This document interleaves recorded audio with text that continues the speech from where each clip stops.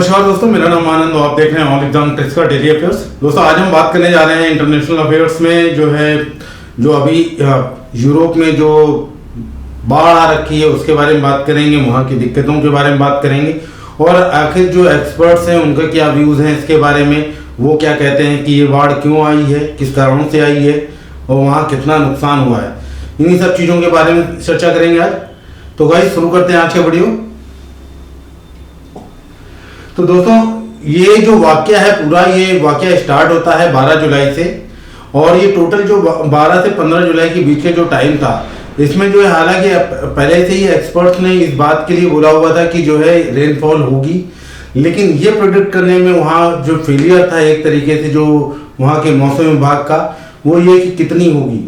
तो यहाँ पे होता क्या है कि आप भी जानते हैं दोस्तों, जो फ्लड आती है तो वो क्यों आती है। फ्लड आने का सबसे बड़ा रीज़न है कि जो है एक साथ कई महीनों की या हफ्तों की जो है बारिश का एक साथ हो जाना।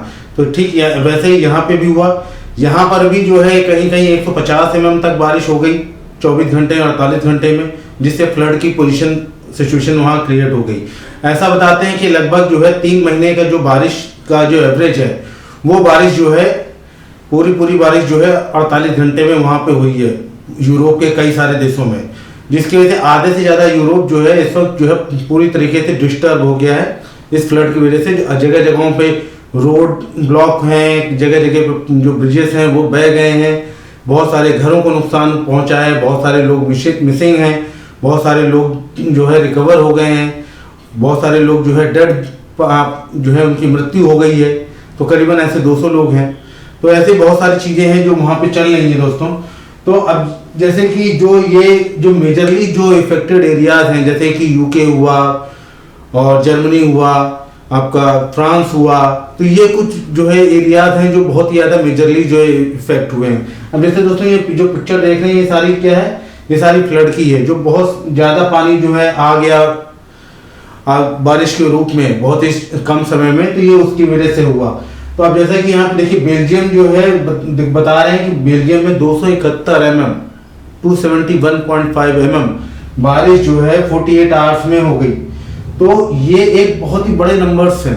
ये बारिश जो है वहाँ पे बोलते हैं कि ये बारिश जो है लगभग 3 महीने के 4 महीने में या 6 महीने के टाइम पे होती थी, लेकिन जो है ये जो है जब 48 घंटे में हो गई तो जाहिर सी बात है कोई भी ड्रेनेज सिस्टम इसके लिए तैयार नहीं था वहाँ। और वहाँ पर बहुत सारी चीज़ें देखने दोस्तों, इस तरीके की बहुत सारी तस्वीरें देखने को मिलेंगी आपको, जिसमें टूटे हुए घर, बही हुई गाड़ियाँ, पुल, इस तरीके का मलबा जो इकट्ठा हो गया। देख रहे हैं पूरी जो है एरिया जो है पूरा बहुत बड़ा एरिया जो है डिस्टर्ब हुआ है। तो ये सारी सिचुएशन वहाँ देखने को मिल रही है। बहुत सारे पुल हैं जो बह गए हैं, छोटी छोटी नदियों पे। अच्छा हुआ क्या कि वहाँ पे जो है बहुत सारे एक्सपर्ट्स ये कह रहे हैं कि ये क्लाइमेट चेंज का असर है। और आपको याद होगा दोस्तों, जो जब नरेंद्र मोदी जो है पहुंचे हुए थे और जब उन्होंने क्लाइमेट चेंज के लिए बात की थी कि हमें जो है अपने अपने कार्बन जो उत्सर्जन है इसको कम करना है, तो ये वही यूरोप है दोस्तों, ये वही जर्मनी और फ्रांस, ये वही देश हैं जिन्होंने बोला था कि हमारे यहाँ ऐसा कुछ नहीं है, हम तो बहुत कम करते हैं और हमारे यहाँ तो कभी ऐसा कुछ होगा नहीं। क्योंकि जो यूरोप है दोस्तों, एक इसकी जो लोकेशन है नॉर्मली, तो ऐसा बोलते हैं जो जितने भी एक्सपर्ट्स हैं कि यूरोप की जो लोकेशन है बहुत ही सेफ है। वहाँ ज्वालामुखी नहीं है कोई, ऐसा कोई वहाँ सी की डिस्टर्बेंस नहीं होती है, भूकंप वहाँ नहीं आते।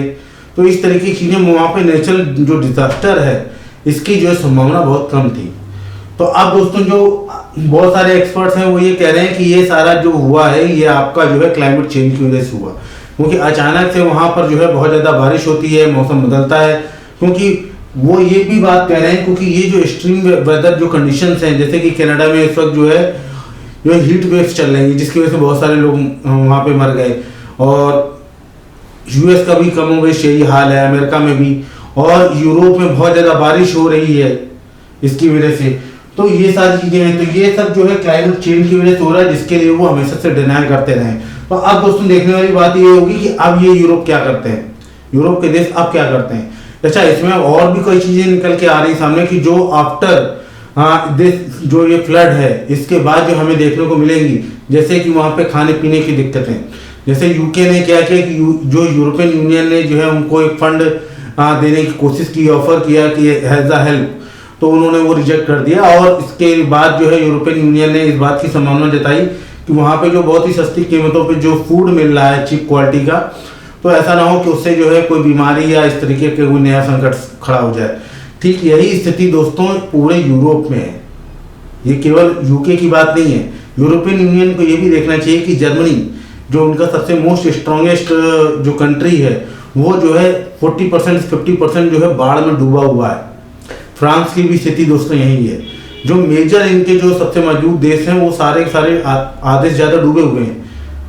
तो यहाँ पर जो है फूड क्राइसिस, जो अदर चीज़ों की क्राइसिस है, और जो इंश्योरेंस कंपनियां अभी तो इन पे इम्पैक्ट आएगा, क्योंकि जो है इनके जो किसानों के जो फार्म्स होते हैं, जो मतलब जहाँ खेती करते हैं, खेती बाड़ी, तो वो सारी इंश्योर्ड होती है। घर इनके इंश्योर्ड होते हैं, जो शोरूम है, जो घर है, ऑफिसेस हैं, ये सारे इंश्योर्ड होते हैं। अब एक बहुत ही बड़ा मेजर जो क्लेम का जंप है, जब वो आएगा इन पे, तो अब ये देखना रहेगा कि ये इंश्योरेंस कंपनी उसको कैसे हैंडल करती है, क्योंकि ये बहुत बड़ा अमाउंट होने वाला है दोस्तों। तो यहाँ पर ये भी एक संभावना जताई जा रही है कि जो है आने वाले समय में जो है बहुत जो है मैसिव तरीके से यहाँ पे जो है आपको एक बहुत ही फाइनेंशियली बहुत ही टफ सिचुएशन देखने को मिल सकती है यहाँ पर। और ये देखिए, अब जैसे कि ये दिखा रहे हैं कि जो ये भी एक्सपर्ट बोल रहे हैं, जो ये फ्लड है ये लगभग 1000 साल बाद देखी गई है। तो दोस्तों इस तरीके की चीजें हो रही हैं, क्योंकि क्लाइमेट चेंज जो है बहुत ही बड़ा मेजर फैक्टर है। और जो ये बारिश हुई है, इसने जो है ये भी बताया जा रहा है कि कई जगह जो अर्बन प्लानिंग थी उनकी, वो भी बहुत बुरी तरीके से फेल हुई है, क्योंकि रिवर साइड पे ज़्यादातर यूरोप के शहर बसे हुए हैं। और आपने देखा होगा जो यूरोप के साइड में जो शहर बसे हुए हैं, वहाँ पे तो जो बाउंड्री वॉल जैसी बना दी गई है, बहुत ही नैरो पैसेजेस दिया गया है रिवर्स को, और जो छोटी छोटी नदियाँ निकल रही हैं उनको भी, उनके आगे कोई सेफ्टी ज़्यादा प्रोग्राम नहीं है। आसपास जो है बहुत ज़्यादा वेट लैंड नहीं उपलब्ध है।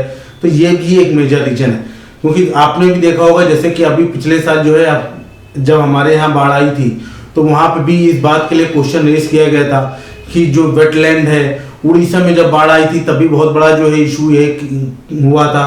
केरल में जब हुआ था, तो दोस्तों जहाँ पे भी बाढ़ आती है तो वहाँ पे होता क्या है, जो मनुष्य द्वारा जो है, इंसानों द्वारा जो है नदियों के किनारे की जो जमीन है, जो बाढ़ आने पे जहाँ पे पानी फैलता है, उस जमीन पे कब्जा करके मकान बना लेना। तो दोस्तों ये तो जमीन कुदरत की है, ये तो जमीन बिलोंग करती है उस रिवर को। जब उस बाढ़ आती है तो वो बाढ़ का पानी वहां जाता है। अब जब वहां पे मकान होंगे तो वो पानी कहाँ जाएगा, जाहिर सी बात है उन मकानों में जाएगा। वो तो वहां डैमेज होगा तो हर तरीके का डैमेज होगा, जान माल हर तरीके के चीज़ों का नुकसान होगा।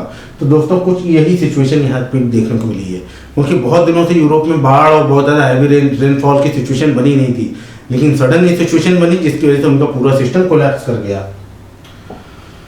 और ये देखिए, अब ये बता रहे हैं कि जो इंफ्रास्ट्रक्चर की जो पुअर क्वालिटी है, हालांकि यूरोप में बोलते हैं बहुत अच्छी क्वालिटी का रहता है, लेकिन जो है प्लानिंग उतनी अच्छी नहीं, जिसकी वजह से इस तरीके की चीज़ें बहुत ज़्यादा देखने को मिली हैं। बहुत ज़्यादा जो इश्यूज हैं वो क्रिएट हो गए हैं, बहुत ज़्यादा रास्ते कट गए हैं। अब ये देखने वाली चीज़ रहेगी कि आगे जो है यूरोप जो है इसको कैसे मैनेज करता है।